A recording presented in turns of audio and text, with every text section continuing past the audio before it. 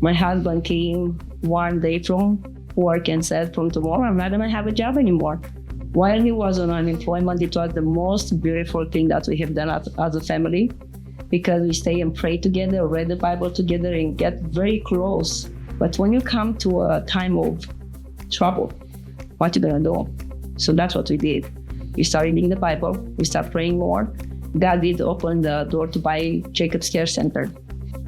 Welcome to In Good Company, Elder Care in Your Backyard.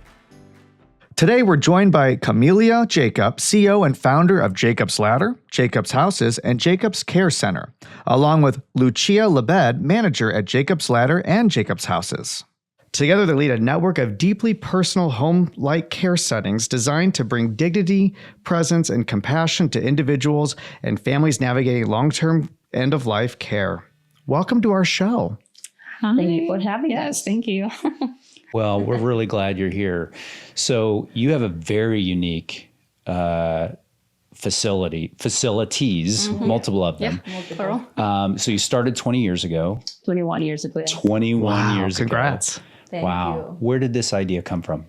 I think it was a gift that it was in me, but I didn't realize till my husband came one day from work and said, from tomorrow, I'm not going to have a job anymore. And I said, no problem. When one door getting closed, the other one will open. Yeah. So we prayed and I said, God, let us be wise when you open the door to just step in. And while he was on unemployment, it was the most beautiful thing that we have done as a family, because we stay and pray together, read the Bible together, and get very close. We always been close, but I think those moments brought us even more closer together. Yeah. Because, when you have everything, it's fun. You have money, you have everything, and it's nice. But when you come to a time of trouble, what you gonna do? So that's what we did. We started reading the Bible, we started praying more, and God did open the door to buy Jacob's Care Center. I remember I called a lady from our church because I knew her sister had a elderly care, and I just called that lady and I said, can you help me guide that I can buy a residential care or open something like that? And she said, oh, Camelia, I don't know anything about that, but my sister does. I'm going to give you her phone number. You're going to call her and you'll go from there. So when I called the lady, she said, we bought the business with the license. I didn't open one from the very beginning, so I don't know that process. But her husband from the back of the house said, just tell her to come and buy ours. And I said, did you hear what my husband said? And I said, what? Come and buy ours. I said, you want to sell it? And she said, if my husband says so, yeah, we're going to sell it. I said, can I come today? And she said, no, come tomorrow. So can you imagine? So she told me on the phone how much they wanted for the property. But that night I went and I prayed and I said, God, I already have mortgage on our home. I don't want to step in something that's not going to come with us. Can you give us a confirmation? And I said, she told me the price, but can you have them let 5,000 less from this price just to have a confirmation from you that if we step into this, we're not going to be alone. And the next day we went and saw the house. I was pregnant with my 6th baby. By the way, I have 17 children. Oh my goodness. Wow. Congratulations. Thank you. And I was pregnant with my 6th one in the 7th month. And I went there, and of course the house wasn't in the best shape because they lost their license, being in the situation it was. But because I prayed and I asked God the night before as a confirmation, after we toured the house, I asked the lady, what is the last price? Mm-hmm. And she gave me 5,000, exactly 5,000 less. Wow. And my husband was with her husband touring the house. And I told the lady, okay, I'd like to go in, buy the house, buy the business. So it was our first business. I didn't know very much about it. But we went to the bank, and the bank said, Camelia, you have to do everything for you to get the license on your name. Mm-hmm. And then we're going to move from there. Took us 5 months to do all the paperwork and classes and school, whatever we had to do. And we started in 2003, at the end of the 2003, and we purchased in March of 2004. Wow. So we're in business since then. That's amazing. What all did you have to do to the facility to get it back up to meet standards? So a lot of cleaning. First, we started a lot of cleaning, painting the rooms, make sure everything was based on the codes. We didn't do very much remodeling because there was no time. But cleaning is one of the things we had to do. So that's what we focus on. Wash the windows, paint the walls, change the drapers on the windows. I remember it was 12 midnight. I was ironing the drapers. But one thing that I wanted to say, when the lady said, yes, she's going to give us the business with $5,000 less, in my mind, I saw a piece of gold. You know how when you find gold, it's not fine from the very beginning. You have to work on that gold to make it valuable. So that's what I saw my business. I saw it exactly the way I wanted. Yeah. Even though I was pregnant with my baby and my sixth baby. Oh my goodness. And I just worked with my husband, get the house in order, call the state, told them that I would like to buy the business. It used to be Sweet Briar before.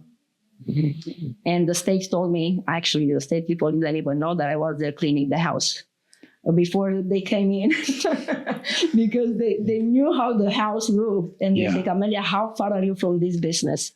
And I said, maybe 10, 12 minutes. I'm going to call you. When we're going to leave the office, we're going to meet you there.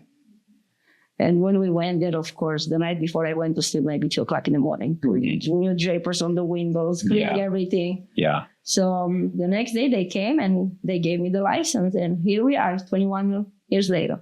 Tell me about your first resident. My first residence, we bought the business with residents in. Okay, So, they were already there.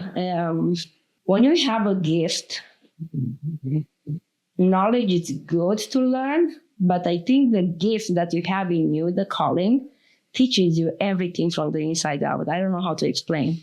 You just naturally knew what to I do. knew everything what to do over there. And there was things that I learned on the way because, of course, in the paperwork, but my husband is very good in paperwork. And I let him to be with the paperwork. I was on the other side, cooking, cleaning, giving care. And that's how we grew because the state inspectors was coming in and they said, Camelia, you need to expand. You need to expand. Every time we come over here, the residents are so happy and you need to expand. At the time when they asked me to expand, I was thinking, what directions to go? I didn't even know where to do. Yeah. But one day, I took care of my parents on hospice and kind of learned hospice with them. And I actually had another patient on hospice at my house. So I learned the hospice to these patients, to my parents and this patient. And then after I realized that there is no hospice house, I called the state and I said, do we have a hospice house over here in Missouri? Because I don't find it anywhere. And they said, no, we don't have. I said, what takes me or what is going to take to open one? And they said, well, we have to be a hospice company first to open a hospice house. And I said, I don't want to be the medical side. I want to be the caregiver because we don't have a place where we can place our loved ones. Right. And they said, don't even mention a hospice house if you're not a hospice company. I said, okay. So after I hung up the phone, I prayed and I said, God, I said, just give me a name, what I can call this organization, because if I need to be a hospice company to open a hospice house, but I don't want to be the medical side. Right. Because you already have so many hospices companies. Right. So what I did, I prayed and God gave me this name, Call Your Home End of Life Care Home. And that's exactly what I did. Wow. And I prayed for the name and I said, God, End of Life Care Home needs to have a name. What is going to be the name? And it says Jacob's Ladder. And I said, Jacob's Ladder doesn't have nothing to do with this. I said, you might say so, but it does. Because Jacob in the Bible had a dream that angels were ascending and descending on the ladder. And I said, you're going to carry for my values and the angels will carry their souls. And I said, yes, it does have. So that's what I named Jacob's Ladder. That's where the name comes from. That's awesome. Yeah. And when I tell people this, they love it. Some of them from even the hospital says, when I heard about Jacob's Ladder, something moved in my heart. And I said, that's wonderful because God gave me this name. Right. And that's why I named Jacob's Ladder. That's awesome. That's awesome. Luchiia, have you been with Jacob's Ladder from the start? So definitely not. Yeah. I'm only 21 years old. Okay. So yeah. I would have. That makes total sense. I didn't know you were that young. Point. So, Yeah. okay. It's okay. I get that quite a lot. But I actually started almost, I think I'm about to hit 3 years soon. Okay. So basically for me, like how I started, I was kind of in this like waiting period. I didn't really know what direction to go in. Just in my heart, I was like, college is not the thing for me, which was surprising, I think, for everyone because I was always like a go-getter. In school, always trying to be like over 100% in everything. Yeah. Teacher's pet, probably. Who knows? So I think everyone kind of expect like, okay, this girl's going to go to college. She's going to go do something, you know, in that field, study and all that. But just something in me, I was like, you know, there was so many things I wanted to do that I didn't want to, you know, go into school and be one of those students that switched majors multiple times and waste time. Mm-hmm. I think for me, that was like a fear of mine, was wasting time, which I don't know why, that was just in me for some reason. Yeah. So I think I managed to convince my parents at the time. I was like, can I take a gap year? And then we'll kind of just see. And my parents have never done that. And they were like, well, that's weird. Like we came all the way from Ukraine for you guys to have a better life and everything, and you're just not going to go to college. Right. But something in them, they were just like, okay, like we'll trust you on that. We'll give you a year. And that year started to like come to an end pretty much. And I was like, oh my goodness, the year's coming up. What do I do? So I kind of just, I was a little desperate at that point. I was like praying more, you know, I was throwing in, you know, job applications everywhere, going to interviews and stuff, and just nothing was fitting right pretty much for me. And at the time, Camelia and I actually went to the same church. So she just kind of came up to me, and I guess you can kind of go into a little bit about what made you even come up to me or to think to even do that. But I was praying for a good, you know, trustworthy lady in the office, because I know she's going to be involved into a nonprofit and money, admissions and all this, and you need someone to trust. And I went to her one night and I said, Luchiia, are you looking for a job? Are you interested? I'm like, Jacob. And she said, okay, give me an application. So I gave her an application. She took about 2 weeks to return it back.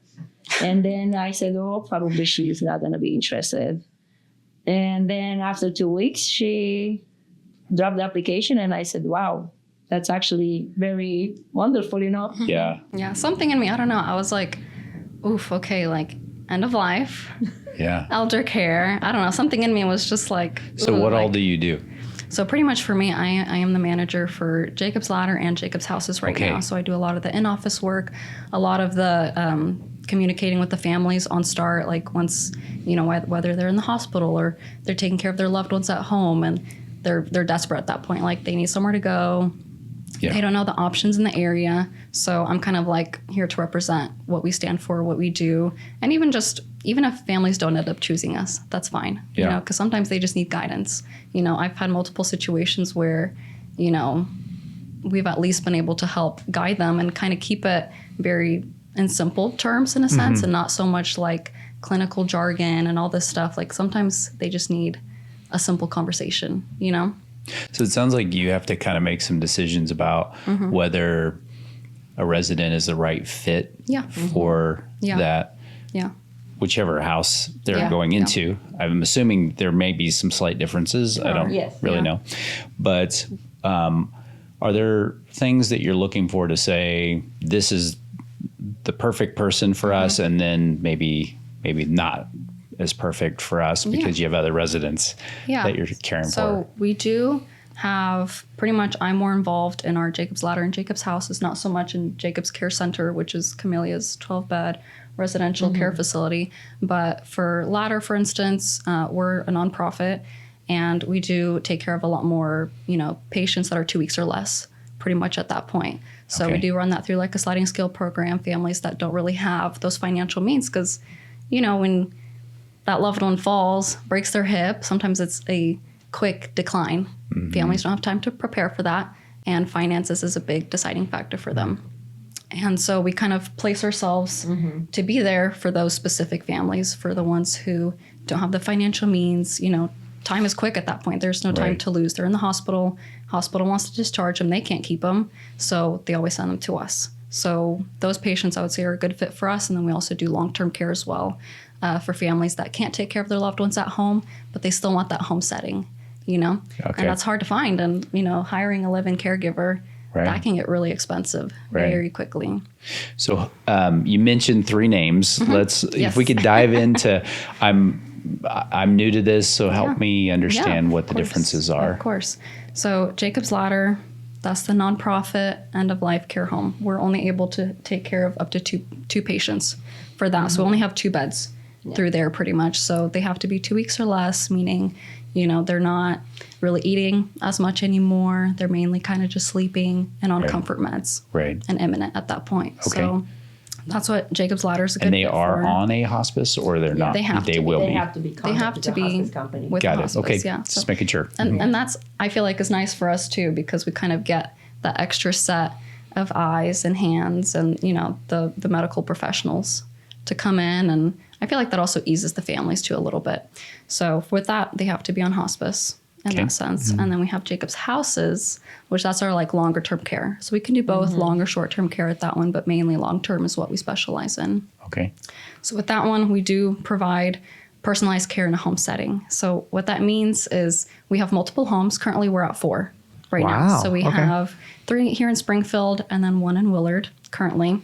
And with that, we're able to take care of up to 2 patients per home. So I think that's just like based on state regulations is how they have put it. But if anything, we like that. I feel like that kind of makes us more niche in a sense, because our caregiver to patient ratios are really good. Yeah, I would say they like are. outstanding, if anything. And I'm not being biased. Yeah. But I mean, we're able to have up to 2 patients per home pretty much. And then I feel like what makes us even a little bit niche is we do have a live-in caregiver as well. So they're live-in. It's the same face that's seeing this patient, the same face that the families are seeing. If anything, I feel like it gives them more reassurance. You know, like we're really trying to take it down to a personal level with these families and patients, trying to learn as much as we can about them and just making them feel like they're at home. You know, it's kind of like home away from home a little bit. Yeah. We don't want it to feel like a facility, anything like that. So we're able to be more personalized.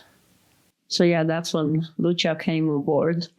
I was wearing way too many hats, and I tried to kind of give some to Luchiia. With 17 kids too at that time. Yeah, she was already at 17 whenever I had joined. So I couldn't imagine how many, like, you know, how filled her plate probably was. But you know, one of the things about children is that even the state inspectors, when they were coming into my facility to inspect us, well, after my last one, I didn't carry the corset with me and the baby with me. And they say, where is the baby? We miss them. And I say, I know. But even my residents, because, you know, the children are bringing life into a building and especially into an elderly care home. Yeah. And because they were sitting down, reading books, playing together, do a puzzle, just coloring, anything. The patients are feeling alive around the children. Right. And it's beautiful. So yeah, all of my children, they grew up in this environment. That's awesome. I remember one day I went to school and someone said in the back, said, she's the lady with 100 children. And I was thinking, yeah, probably how many children are probably around there. Yeah. Definitely. Yeah. So even when I had started, like for me, you know, and it's probably so bad to say, but I was like, ooh, like old people, like I didn't really know what to expect. You know, this was my first big girl job. And I kind of just dove head straight first into it. So, sorry. So for me, at least, I feel like if anything, like this job has shaped me so much. And I feel like God has definitely used me in the sense, like I didn't know what I was there for. And I kind of went into the, you know, headspace of like, okay, well, what's the worst that can happen? If I don't like it, I just move on. Like I'm young, like it's fine. So we'll just try. And look, I'm almost at 3 years. So obviously something's going right. Yeah. I think. Find her purpose. Yeah. So let me get back to the numbers just a little bit. 10 beds total. Did I count that right? Or 10 beds I think we're at 12 because 12. our Jacob's Ladder location is kind of split in half a little bit. Yeah. So Okay. we are able to have 2 the short-term Jacob's Ladder patients there and 2 Jacob's Houses patients there. Okay. So with that Yeah. one, we're able to have up to 4. Are you full? Currently, I think we have like 2 availabilities. 2 but There's availabilities. months where it's like we have to start a waiting list, and then there's months that are kind of a little bit slower. Yeah. Sometimes. And how much does Jacob's Ladder cost? So with that, we run it through a sliding scale program. So we take a look at about 3 months worth of families' bank statements, whoever's providing the financials on that end. And then we kind of also base it off of like the federal poverty line, how many people are in the household. And so the range of how much it costs for Jacob's Ladder can be anywhere from like $6.40 up to $17.50 an hour is kind of the range for that. It just depends where they fall under, and we just charge it per hour. So if that family's there with us for 30 hours, let's say, we'll take what rate they fall under times 30 hours, and that's the final price. And we can set up payment plans with families at the end, or I see. You know, we're pretty flexible in that sense. But there are times that we still do charity beds, meaning we don't charge even a penny. So all entities nonprofit? No, just the Jacob's Ladder. Just the Jacob's Ladder. Okay. And so when you're taking donations, it's primarily just for Jacob's Ladder. Yeah, Got it. because when Camelia first opened up Jacob's Ladder about over 5 years ago at this point, she ran it mainly just off of donations. That's it. And only charity patients, only charity patients. Like we did not have a sliding scale thing set up, and she would just take, families in without expecting even a penny, pretty much. So, but just over the years with donations decreasing, this is just nationwide. And I'm sure you guys know, like all nonprofits have been dealing with just, donation decreases pretty much.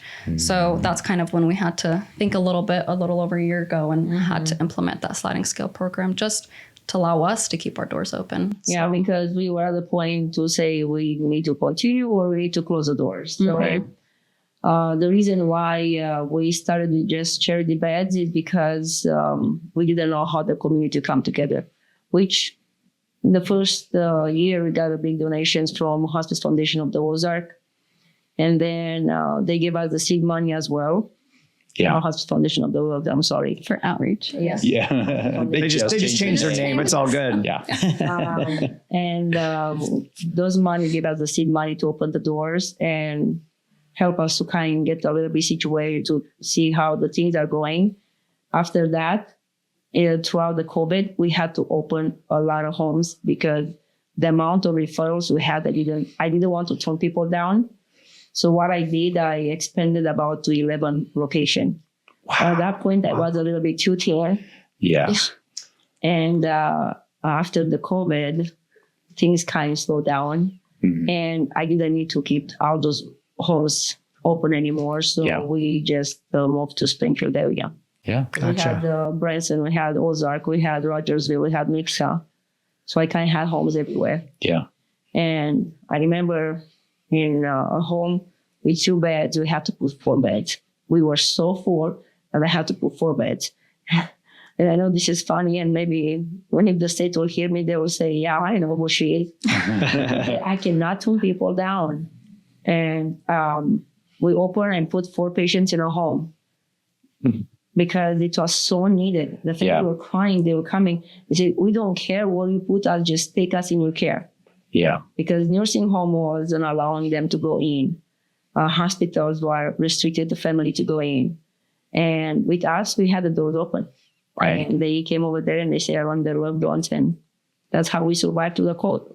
Actually, I opened to the COVID, and that's how we let the doors open, and we were very successful. So through my houses, I was able then to carry for the patients to Jacob's Ladder because I was paying with my income from the Jacob's houses for the nonprofit organization. Because, when you have both, you help. My goal was to help people. Right. And that's what I did. We cared for over 338 for Jacob's Ladder to the nonprofit. Just through 2 beds in the past 5 years, we've been able to serve about 360 around there so far. So. And with the houses over 1,000. Yeah. Yeah. No kidding. So we've seen a lot of families, a lot of needs. We actually had the lady, she called, she said, I'm in a nursing home and I'm in a hospice. I just want to die peaceful, but there's no peace over here. Can you guys accept me there? And I said, of course. She came determined not to eat, not to drink anything, just keep her on comfort medication, talking. She wasn't watching, but she was talking clear-minded. She said, I feel like I need to die in peace and love, but there is no peace. So I said, of course, you're welcome. And we accepted her, and 3 days later. Yeah. She was with us for a few days, but I've never seen a patient even make a conscious decision like that, where she was determined. She was like, I'm going to stop eating. I want to go. I'm at peace with it. Right. And she made her mind to it. So. Wow. I think she wasn't even getting hungry at that point, because cancer usually doesn't appetite. So, but she just wanted that peace, and in our home, we call our home God's waiting room. And that's why God's presence in that room, because it's so peaceful. Yeah. And we always tell people that we are Jesus' flight attendant. We care for his family and take them to the last flight to heaven. Right. That's awesome. Yeah. So when you're transitioning people into one of the homes, what are, I guess, the first questions that a lot of the families have? What are some things that maybe you could answer that they're surprised about? So when we see family, we kind of go, every family is different. So some of them, they have a little bit of knowledge about end of life, some of them no. And then we kind of start to go, whatever they're asking us, I always reassure them that they're in very good care over here and they don't have to worry about anything. If up to that time they didn't sleep well at night, from this point on, go ahead and sleep well. They're in good care. Yeah. Right. So that's how I reassure my family, because we have a lot of, end of life is not an easy journey for anyone. Right. So we have a family that they might have a little bit of experience in the past, but some of them that they don't have experience at all. So reassuring them that they're in good care, and we're going to keep them, in contact if something happens. And we have the nurses 24 hours to the hospices company. We have bed aid. We have all this help and all this support for them. They feel like it's much better than what we thought, So we like to make family leave that, leave the burden down and just breathe well. Yeah. And go home and rest well. Yeah. Yeah. So I think a lot of the questions are like centered around the care. Like, what kind of care is my loved one going to get? Yeah. I've had so many families come from, facilities and all these big, really nice places, and they'll go in and it, what I always say is it could be the most beautiful place. It could have all these amenities, but they're not getting the care. That doesn't even matter. Like how beautiful it is, or huge, or all these things. It's so true. It does not matter. It's so true. I've been into dozens of homes, which will be unnamed for this show, but they were absolutely beautiful. But the care that was going on behind the doors, the families didn't understand. Yeah. Wounds not being dressed properly, bathing not happened, people not being turned, bed sores developing, that sort of thing. That it was a beautiful facility, but the care being provided wasn't being supervised correctly, and so I commend you for kind of keeping that good caregiver resident ratio tight. And in all fairness, some of these homes were big corporate owned companies, like they purposely kept their ratios to patients pretty poor, in my opinion. There just weren't enough aides and nurses to go around. Yeah. And so that's what happens. It wasn't that those people weren't working their tails off, because they absolutely were. They just couldn't keep up with the amount of care that was needed. There's such a high turnover rate with these bigger places. And with the patients, especially the end-of-life patients, they're so fragile. You have to be so gentle. They're not like piece of something. You put it there, you turn it there, and with them, you have to go with their pace. Yeah. And I think some of the lack that the nursing home has, they don't have enough staff to care for the end of life, because this is the name of the skilled nursing, long-term care. Yeah. That end of life care patient. Right. Completely different care. Yeah. So you need to have some of them, they're in so much pain when they come to us, and we try to be very gentle, and you can hear because of the pain. Yeah. So if you don't have time and you are on already, because the reason why I like to have living caregivers, they can assist the patient better. They don't have to clock in and clock out. Yeah. After 8 hours of work, you're running out the door because you're so exhausted. Right. So our caregiver throughout the day, it's like a home setting. We never tell them when to take a break. If they want to take a break, they can. When they feel a bit overwhelmed, they can go ahead and take a break. If they are telling me I need an extra caregiver, we provide an extra caregiver just to help, because we're humans and we know our limits. Yeah. So I think the lack of caring in a nursing home is too many patients for a caregiver. Right.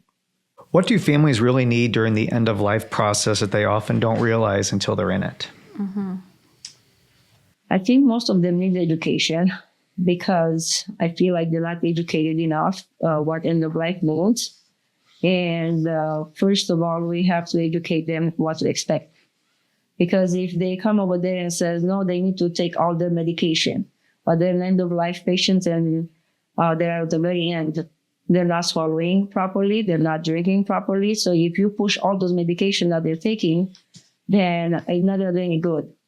I like what Dr. Leonardo taught us, and he said every time we need education, he can educate us. So he said at the end of life, the body goes in reverse. And when the body goes in reverse, doesn't need nothing to go forward. They don't need fuel anymore because they're going in reverse. So they're not hungry, they're not thirsty, and giving those and force them down, you can harm themselves and give them more discomfort than comfort. So we can't try the body take its course because it's an end of life. Yeah. Yeah, I think also a lot of families, they're scared. Obviously, they're scared. They don't know what's going on, especially like if it's their first rodeo. So I think just kind of offering that guidance in a sense, and us just kind of, extending that hand of understanding that we can't expect for them to know everything that we know. Yeah. So we kind of just have to start at base one with them. And as much as we can educate them, we do.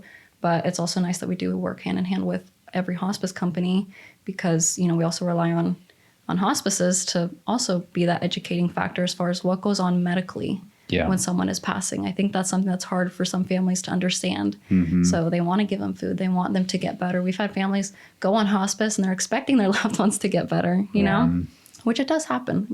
I think there's a big misconception that is going around that hospice is killing everybody. It's just going to kill it. Like it's just giving up and that's it. But that's not what it is. If anything, and I mentioned that, for our Jacob's Ladder side, everyone has to be on hospice for that. But everyone that's on our Jacob's House's long-term care side is on hospice even.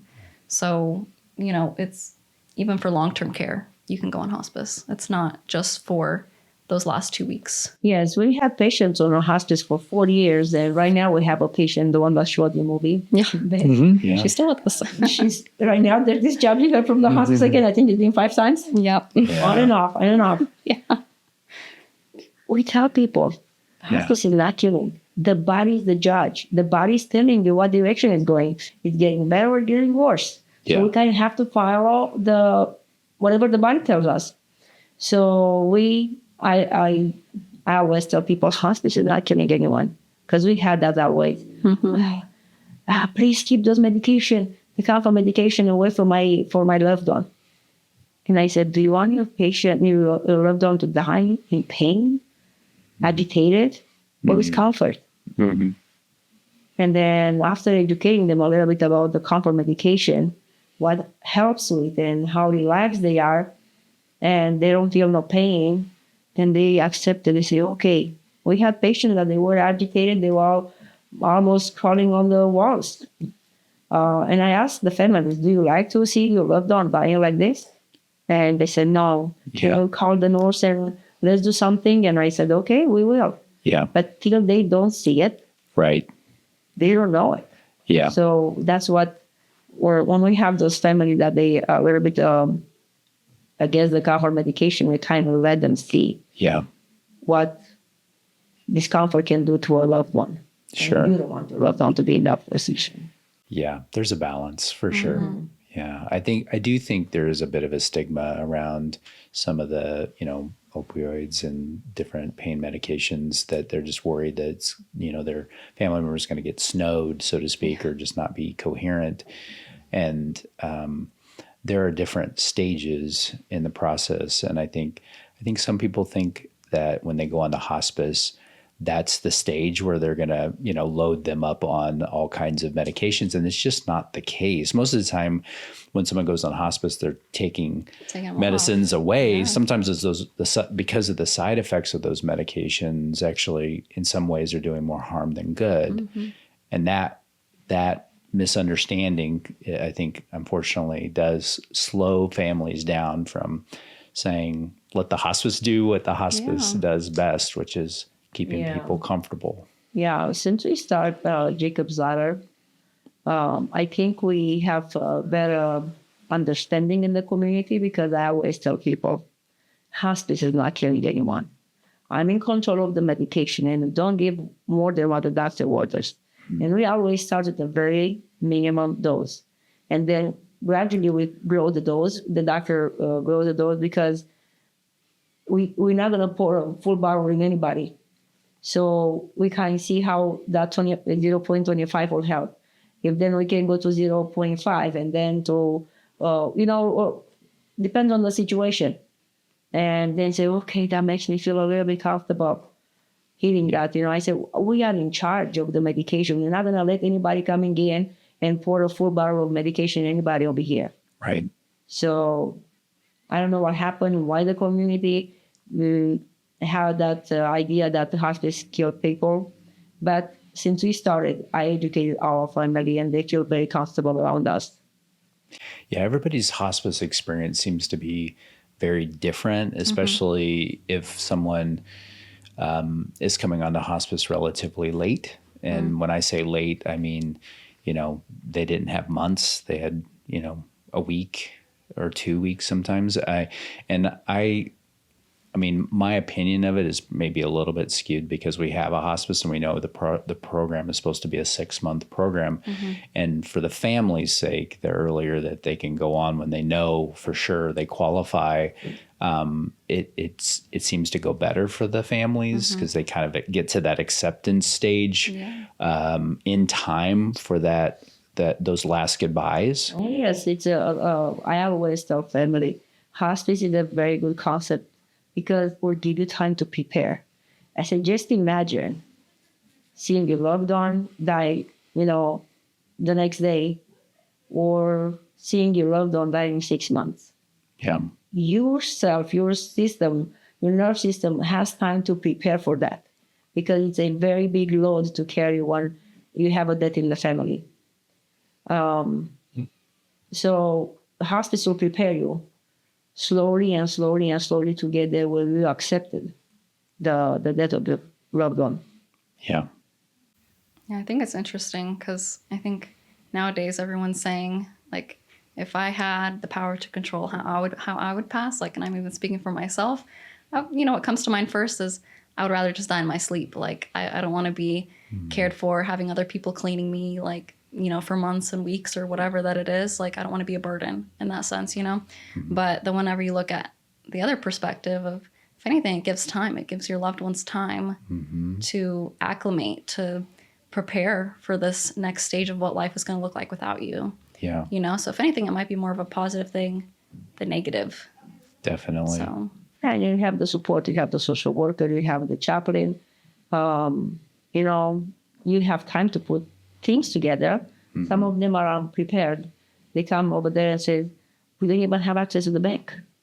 We don't have access to anything, because it happens so quickly. Yeah.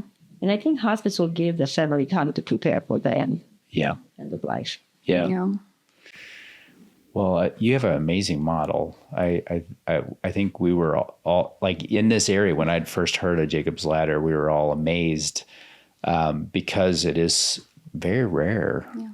Pretty niche. Yes. So in 2017, after I put you the Jacob Ladder building, I had 3 nurses that came in and she says, Camelia, what do you like to do with the big building, the 8 rooms? It's a beautiful building. And I say, my motto, I like to care for patients. And I have patients on hospice because that's the reason they came. It was the hospice nurses. And her name is Faith Eagles. And she said, you want to do a nonprofit organization for end of life? We don't have anything over here.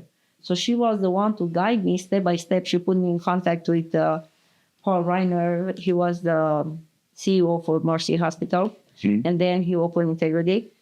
And then maybe you will heard about him. So she knew him and she took me to have a meeting with him. And after I expressed my passion for this, and he said, I'm going to put you in contact with another lady that had the same passion for this vision. And he put me in contact with Kim Warlock. And she was the executive director of Hospital Foundation of Outreach. And we got together, we sit down, we both cried. Because finally, we're 2 people over here having the same calling, working together. And that's how we open. He guided me step by step what I need to do. Mercy, it's a nonprofit as well. So he knew exactly what I need to do to open a nonprofit. So that's how I learned. I told him, I don't know anything about nonprofit. I said, I know everything about the profit. And he said, well, I'll teach you and I'll guide you. And he was my mentor. That's awesome. Yeah, it's a beautiful model to have available to people. I mean, like I said, we've been able to serve so many people, and it's been beneficial for pretty much everyone that's come on or been with us. A lot of these families, and which some, people have that choice that if they want their loved ones to pass in the hospital, they get to choose that. But a lot of the times they don't. It's noisy. There's a lot going on. They just, they want to be at home, but they can't be at home. Like for some, for many different reasons, they just can't take care of the loved ones at home, whatever the situation is. They work or, time wise, or it's just hard. It's hard being a caregiver, So, and we tell the family, we don't want you to be the caregiver because you're the family member. It's a sensitive time for you guys right now. I want you to be the family member. Let that burden on our shoulders. We carry it for you. Yeah. And they say, that's much better. Right. They can be the family and cry and spend quality time with them. So that's what we encourage our family. Yeah, I think it's great. In our hospice, we always have at least 1 or 2 people that doesn't have a payer source of some sort. And they, typically Kim Theriault runs our hospice, and she's just an amazing person in general, but she's always like knocking on my door. There's, somebody that doesn't have a payer source, and, can we take them on for hospice? And, we always take 1 or 2 usually. And, it is definitely a calling for sure. Oh, it has to be. Yeah. It's a beautiful calling. It really is. And when I opened the Jacob's Ladder, we had a patient there, a Russian patient.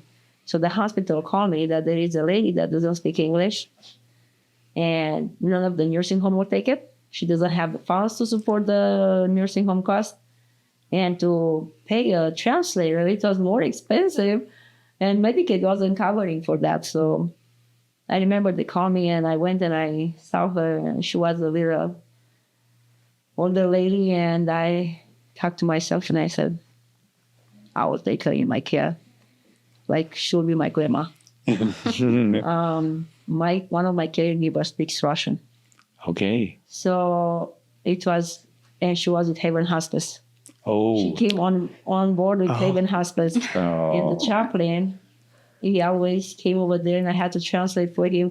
So it was a very interesting thing. So she was talking in Russian to my caregiver. My caregiver was telling me in Romanian, and I was telling him in English. Can you imagine? The ultimate phone game. Yeah. But it was very interesting. And after that, I said, this was before I was thinking to do a nonprofit organization. And I always tell that God placed that lady in my care to see how I will handle this. Yeah. And we handled till the end very beautifully.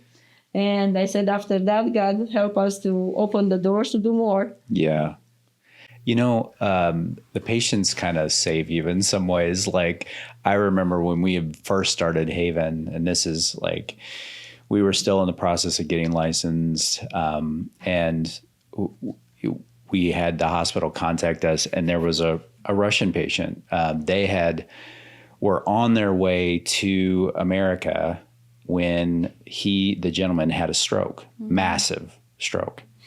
And so they got here and they said that he doesn't have insurance. He doesn't have a payer of anything. Will you take him on home health, not hospice? I'm a physical therapist. My wife, Bethany, she's a speech pathologist. And we're like, yeah, let's do it. And, that was a point in Haven where, financially we were really, really tight. Like, things were tough. And, there was a time when I was getting ready to go into this gentleman's house, and I was just like, I didn't know if we were going to be able to pay for groceries. I really didn't. I didn't know where our next meal was going to come from. And I just said, just please help me just do the best job that I can for this guy. Just help me focus. And I went in and I just put him through the ringer because I'm a physical therapist, and I really worked hard. And we were just working on everything together, and he did really, really well. And, he didn't speak a lick of English or anything, but we just kind of communicated, With signs. It was signs. Yeah. But, I just remember coming out of there just feeling like, yeah, this is what I'm supposed to do. This is why I do this. I felt really good. And I was like, things will work out. And they did. Yeah. Because God never owes anything to anybody. Everything we do comes back to us. Yeah. It's one of the things and the promises. God always bless because you have a heart that you like to carry for others. Yeah. The calling we have. It is a calling. Jesus for sure. was the first caregiver that taught us how to be good caregivers as well. He fed the hunger. He healed them. He did everything for them. Yeah. So a lot of people ask me, how and where did you find this calling, and why you like to change people's, diapers? And I said, well, I never thought about that. Yeah. I never thought that I'm changing people. And by the way, diapers, backwards, you guys read for me what it says. Repaid. Oh. And I said, I'm not changing people's diapers. I'm very repaid for my work. And I really like that. Yeah. Yeah. And it's just beautiful. It's a beautiful thing to do. It is. Care for our neighbors, because that's how you show love. The love of God is the love of people. Yeah. And which people do I need to love? The one that I'm going on vacation all the time? I love those too. But when you show the real love, Yeah. when someone is in need. Absolutely. And I think it's undersold, like people who are thinking about going into any kind of caregiving field. They don't maybe know how much it serves your soul and makes you love what you do. Because I think there's lots of jobs out there, lots of things you can do to make money and, make a lot more money necessarily. But when you get down to it, the things when you're serving someone else and you really, they're right there and you feel that connection, there's just nothing like it. Yeah, I always tell people, if you put me in a circle for elderly people, that's where it's my field. That's what I like to be. I don't know, I enjoy being there. Yeah. It's just the calling in me that makes me enjoy being around elderly patients and elderly people. Yeah. I'm going to a cowboy church right now Sunday mornings, and maybe 90% of the population is elderly patients. And it didn't took me long to connect with everybody there. Because if you have a calling, people around you, they just feel that. Yeah. I don't know. It's just something very beautiful. It is. Well, and so many of the older folks, some of them are isolated and they just crave that connection. And, they've kind of hit a stage in their life where they're just like, they're not embarrassed by anything. They're just like, they'll say whatever's on their mind, and they they want to feel that connection. And I think that's what's so beautiful about that population is that like I'd walk into a house, I never knew what they were going to say or do or what I was going to learn from it. You know, I think sometimes you underestimate the wisdom that's there, the stories that they have, the experiences that they have are just unbelievable. And just, it's a beautiful thing.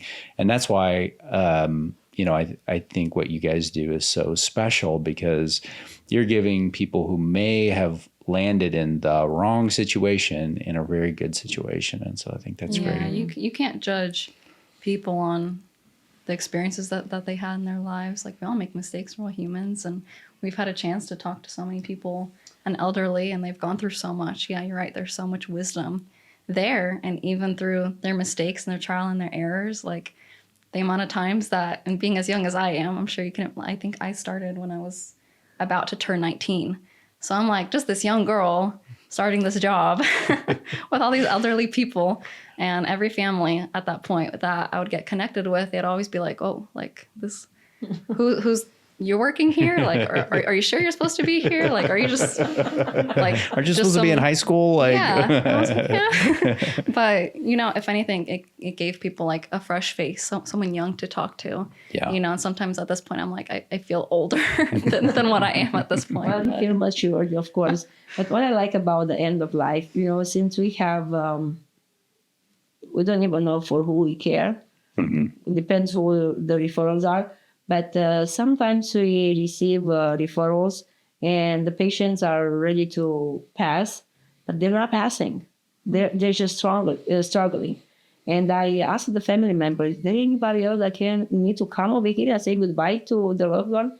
Because when we see the patient struggling like this, that means there's something else. And multiple cases we have like this one. Say, oh yeah, there's another sister that she's supposed to be here, but we haven't been talking with her in 20 years. And I said, what? 20 years? And mama's passing? And she's not here? Can we put her on the phone right now? We put the sister on the phone. In the next hour, she was there with them in the room. So the mom passed away very peacefully. But the family, because, you know, end of life, unite siblings, unite families. And these 4 daughters, they got so united, they were eating at the same table, laughing and talking right now. And you know what they said? Under Jacob's ladder roof, it's not only that the patients die with love and dignity and respect, but the family is getting together again and talks and remember the good memories that they have with their mom and with their dad. So it's very beautiful. Yeah, that is neat. Yeah, it is definitely a feeling, a family situation, you know, not just hospice being, but just bringing families together and trying to get closure and heal old wounds. Yeah, it's a beautiful thing. What values guide you when the work becomes heavy or emotionally difficult? So at the beginning, when we opened the Jacob's Care Center, it's completely different. That's people independent. We just supervise them. It's a first level of care. So when we came to the end-of-life care patients, seeing so many patients dying one after another, as humans, we can't have limits how much you can take. But over time, we got stronger because we just love to see patients dying with no pain, and that comforts us. So I'm talking to all of my caregivers. I said, when you feel emotionally down, just call me. I'll come over there. We pray together. We're moving forward together. You're not over here by yourself. So, and I have a sponsor for Jacob's ladder. And every year she calls me to go to her house to give me a check. And every year she asks me, what is your prayer request? So for the whole year, she prays for what I'm asking her to pray. And that's so beautiful. And last time I told her to, not this time, the time before, I said, pray for my caregivers. We carry a big load and we need to have support. And definitely we felt it. We felt it through the whole year. Right now, I told her to pray for the hospitals and the doctors to tell people about hospice a little bit earlier, because some of them, they're coming to us and we have situation on the pass in the ambulance. They release them too late. Yes. So she said the word, and it was so beautiful. She said, yes, I'm going to pray this year for the Pharaoh to release his people. God's people.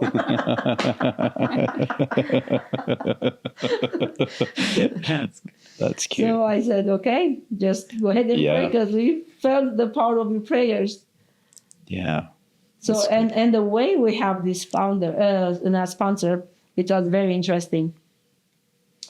Her husband was in a rehabilitation, one of the rehab homes, and he was ready to pass. But the doctor says, a little more exercise here and a little more exercise there to keep him longer there.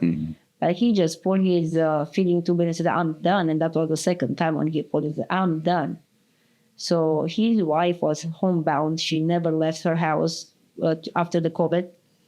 And so she said that God has showed her in the dream that he has to come to Jacob's Ladder. And she called her pastor and said, Jacob's Ladder has a waterfall in the back of the house. The pastor came, I gave him a tour, and he didn't saw the waterfall in the back yet. And she said, I don't know what a waterfall this lady dreamed, because there is no waterfall. But I asked him if he wants to take a tour from downside. So we had a pond with a waterfall.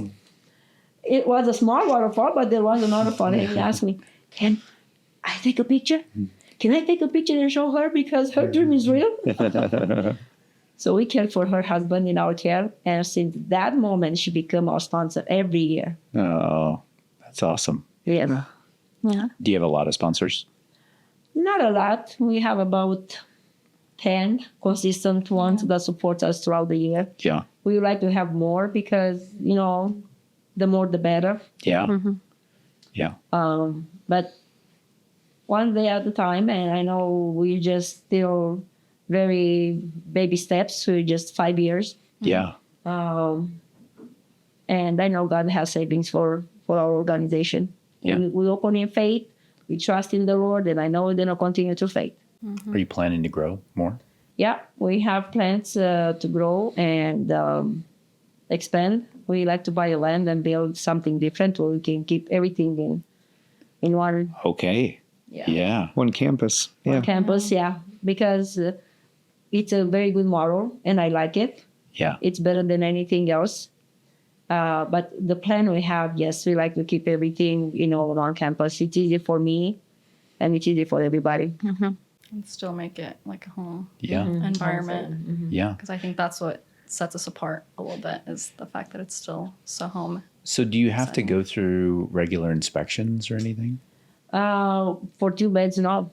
Okay. For 2 beds, no. But before we opened Jacob's Ladder, I went to multiple meetings with the state in Jefferson City. Yeah. And we brought our vision, our mission over there, and we asked them to introduce us in some kind of regulation. And they told us we cannot, we don't know, we don't have regulations for end of life. Right. So because they didn't have regulations for end of life, they let us to go and do in multiple homes. So when you are talking about expansion to a bigger campus, will that change then? We'll change a little bit, yeah. We're going to keep it to the home settings, but we will do change. Okay. Yeah, we have a big plan. I dream this beautiful. She's the dreamer. Got it. That's for sure. So will it be like a campus, but just multiple individual homes then? No. The way I like to do is to build a 4-story building. The main will be lobby, coffee shop, gift shop, and offices. The first floor only end of life with everything they need. Like they will be their own entity. The 3rd level to be palliative care, and the 4th level to be long-term care. Okay. Because from palliative, if they decline, they go to Jacob's Ladder. If they get better, they will go to long-term. Okay. Yeah. Okay. So that's my plan. Wow. All right. We're going to create still home settings. It's not going to be hospitalized. Yeah. It's going to be beautiful. Well, good for you. Yeah. Yeah. And we like to depends on how much donations we're going to receive on this project. But I was thinking maybe 20 beds on our level, like Jacob's Ladder to be 20 beds. Okay. Because we need the 20 beds. Sometimes I have so many phone calls that I hate to turn down. And we had a coffee room in Jacob's Ladder. I received a phone call one day that we need a bed for a charity bed, and I took the coffee room out. I moved it in the dining room. I opened another bed over there. The patient came, died peacefully, and here we are. I cannot turn patients down. Yeah. I think the thing that we need to realize is there's always going to be a need for this. We're all getting from point A, birth, to point B. To, God willing, we'll enter that process, and we might need hospice, and we're all going to pass away one day. So I think, in a sense, kind of being proactive. Yeah. And there's always going to be a need for this, which everyone hates talking about death. Nobody likes it. No one likes thinking, oh, when I'm old, I have to do this and this in nursing homes, and what are the options? No one wants to talk about that, which I feel like people need to. Mm-hmm. And I'm even talking to myself first. I mean, I just got married, and, this is still a conversation that my husband and I need to have. Like, if something happens, you never know. Tomorrow's not promised. Mm-hmm. So I think just kind of getting even the younger people nowadays, kind of getting that conversation started a little bit, making people think like, hey, what's going to happen? Because we do get patients that 29. Are 29, 30, like they're not all 70, 80, 100, You get a disease at 30 years old, but no one wants to think about death. We all think we have so long to go, and we'll just think about it later. But I think we all need to. No, it's good to be prepared because, like she said, the day of tomorrow is not ours. We don't know. It's not secured. So, that's kind of our plan with the Jacob's Ladder with the whole building. And the reason why I like to go to 20 rooms is because if Heaven Hospice like to come and say, I like to sponsor a room, this is going to be Heaven's Hospice room. Then we're going to have each hospice company come and pick up a room, and you guys know that you have a room on the Jacob's Ladder. So it's going to be beautiful. And we've seen the hospices company come more closer and united after we opened Jacob's Ladder, because we gave them the opportunity to meet with each other over there under the Jacob's Ladder roof. And we've seen the beauty in this, when all the hospices company staff will come together and they say hello to each other. Yeah. One is Heaven, one is Sacro, the other one is Compassion. And even for us, it's so beautiful because before we opened, we were told that this company is just bumping heads and nothing can get done because everybody's so stubborn, everybody wants this, and so that's the reason we don't have a hospice house. And I said, God, let Jacob's Ladder be the home that unites everybody. Yeah. Because we're not going to become a hospice company. We're going to be just a caregiver around the clock. Yeah.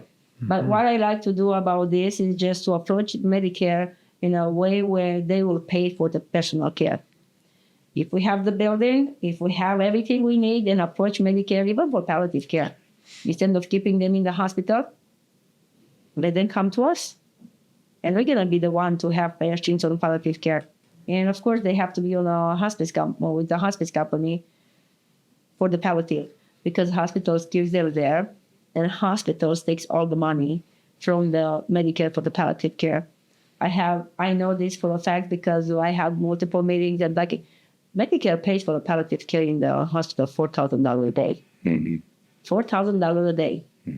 What they do there for $4,000 a day? Almost nothing. We charge $288 a day.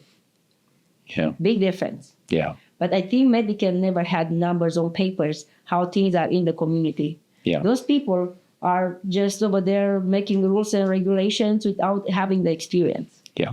So that's the reason I think we have a problem. Yeah. So that's where I try to work together with all the hospices company and bring these numbers to Medicare and say, this is where we are and this is what we need.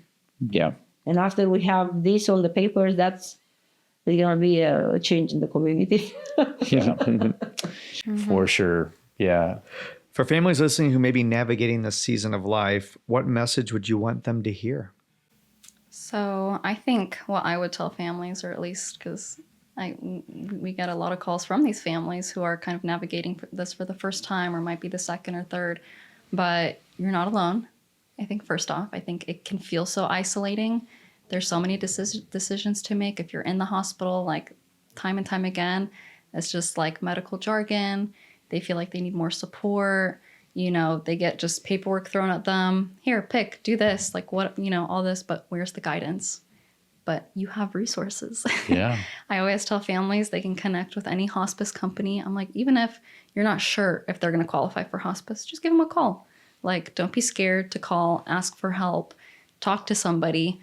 And even if you think you have a dumb question, it's never a dumb question. You know, I think that's something we're all kind of scared of. Yeah. Nowadays is just kind of being open and communicating. Everything is so network based that it's like, oh, everyone knows everything already.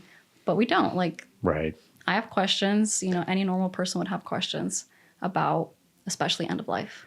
It's such a tricky and emotionally taxing thing to go through. So when your emotions are so high, you don't even know what to ask sometimes. Right. So that's what we're here for.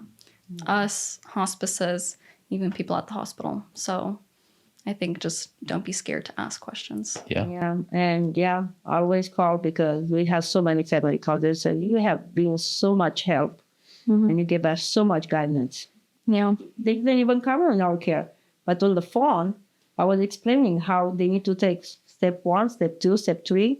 And I said, at the end of life, if you feel like it's getting closer and we have an opening, we would love to take care of your loved one. We always reassure them, you know, just come to us at the very end. So it's very fulfilling. I think for me, sometimes I go a little stir crazy when I'm like, I have a few days where I'm just in the office and I'm doing computer work. I'm like, why am I even here? Why am I even doing what I'm doing? You know, and then I'll finally get in touch with the family. And it's like, okay, this is what I'm here for. And the amount of times I've had families in my office crying because, you know, sometimes it's easier to cry in front of a stranger than your loved ones because they don't want to be that strong person in front of their families. But we're all human. We all feel emotions. Absolutely. And so we kind of, or at least I try to make that a safe space for families where they can break down, they can cry. I'm not going to judge them, you know, and there is no judgment in this field. I don't think any hospice would look at a family and be like, well, why are you crying? You know, of course not, you know? So we have a different level of compassion, I think. And I think those that are in hospice are put there for a reason, have those special characteristics in them that help these families go through what they're going through. So yeah, for sure. So they should call. So what's the phone number? If anyone needs or wants to know more about us, they can give us a call at 417-425-4409 and look us up online as well. All of our Instagram, Facebook information is also there at jacobshouses.net or jacobsladdercare.org. So. Fantastic. Yeah. We'll put it on the show notes and on the screen. We'll get that taken care of. Hopefully that's good. I feel like the headspace that everyone's in lately, like every hospice or, you know, whatever company that's kind of related to this is about kind of just pushing the word out more. Do you do fundraising events? Yeah, we do. And our fundraising events, we send letters about 3 times a year. And we like to do more in the future. Right now, we just had a bake sale because I like to bake. Yeah, I heard. I make breads and all kinds of sweet bread. Yeah. And we had a good return with the bake sale. That's awesome. I'm happy. And that's how I connect with the elderly patients because I invite them to my bake sale. Everyone loves food. How can you turn that down? Oh, man, I bet. That's amazing. So we try to do as much as we can. I feel like right now we're kind of a little bit limited in a sense as far as like time, resources, staff, and stuff like that. So I think over the years as we grow, more donations grow, these are, you know, things that we can also grow in. So hopefully we will be able to, you know, host more things like a memorial walk or we like Camelia said, we do try to do an annual bake sale, but we want to do more. Yeah, absolutely. In that sense. So hopefully in the future we will be able to. Maybe someday an action or something where people can bring what they donate and we can sell them in our action. So many things we can do. Yeah. We have different plans. It's just it's only me, Luchiia, and my son, my oldest son, Chris, in the office. And we all three carry multiple hats right now to kind of keep everything running. Yeah. But we're looking down the road where we're going to hire more people. I think we're growing. We're going in the right steps. Mm-hmm. We feel really privileged to have been able to be featured in the Soft Surrender film that kind of just came out of nowhere. Yeah. But they did an amazing job. So I think more people need to watch that once it comes out. I mean, it just came out November 1st. Yeah. So it was great. It was beautiful. My expectations were exceeded. Camelia was amazing in that. It was so Did good. such a great job. That was my first experience, and I told them, "Hey, put me down," because I never been recorded like this. Right now, I'm familiar because my first experience. She's a pro. It's old hand now. I was thinking the big light is kind of intimidating me, and I was thinking, okay. And over here, you guys don't have that big light, but they have a really big light. Too big. So I'm just happy to be part of this journey for end of life. I think just getting the word out there more in whatever way we can. Well, and we want to help promote too. And if you have events, please let us know. We'd like to help keep the message out there and that sort of thing. Yeah. So, you guys did a wonderful job. Thank you so much for being here. here. Thank you very much. I appreciate you. For our first podcast. Yeah. Everything that I'm thinking I like to do, God just put it in my path. And I don't know how to explain this. I talked to my older son. I said, we need to build a podcast. We need to do this, and we need to do this maybe over a year ago. And when he called me and says, Mom, there is a podcast going on right now. You want to be on it? I said, of course. There you go. Of course. But it's not just that. It's everything that I'm thinking about that I want to do, after a while, I see come to fruition. I asked my husband, I said, let's try to refinance our business because we never did before. We don't even know how much it's going to cost right now. What is the value of it? So we went to the bank and we started the process. And loan officer ordered a appraisal. The guy that came to do the appraisal for us got in a car wreck, and it took 3 months to respond. But in the meantime, the loan officer said, I'm going to find you somebody else. And he did. And so this guy that he found somebody else just purchased multiple buildings from auction in a book because he's an investor. Yeah. And he asked the loan officer, can I go to her door with plans that I have? Because I have 2 buildings if she wants to expand. And the loan officer said, just go ahead. And he came to my door and knocked, and he said who he was and who sent him over. And he had big plans under, the plan of the house. And he came into I said, of course, come on in. And he spread those and says, look, this building here, it's 130,000, 3,000 square feet. And the other building that I have is $250,000, 5,000 square feet. And brick, and he explained to me not old buildings. And I said, it sounds too exciting. I'm going home and pray. I'm not doing anything without praying. 130,000, I said, come on, And I said, tomorrow I'll let you know what God tells me. I went home and prayed, and God says, go ahead. I'm going to be with you. And then the next day I came back to work. I called him and I said, I'd like to come and see the building. When we went to see the building, it used to be one of the group home buildings. And, DMH took out the group homes and put them in ISLs to people in an apartment because it's a better care. And then I looked around. I called my family. My family works in construction. I called them over there with me when I went to see the building. And we all looked around, and of course the building was abandoned. Homeless found the shelter over there and wasn't in a very good condition. But I asked my family how much it's going to cost me to remodel the building inside, and they gave me an amount. And I went back to the bank and I said, do you think I have this much money into my other business? And the funny thing, and this is interesting, the previous guy that was in a wreck sent us the appraisal. He submitted the papers in right on time. And the loan officer looked on the paper and says, yes, you do have money to purchase the building and you have money to remodel the building. Yeah. Wow. And that's how we did it. That's great. Just comes And together. praise the Lord. Yeah. I said, God, Yeah. only you can do wonderful things like this. Yeah. This must be meant to be. Meant to be the vision that God wanted to put on my shoulder to carry. Yeah. That's And awesome. he said, when you see the whole thing come together, you'll understand what I want from you.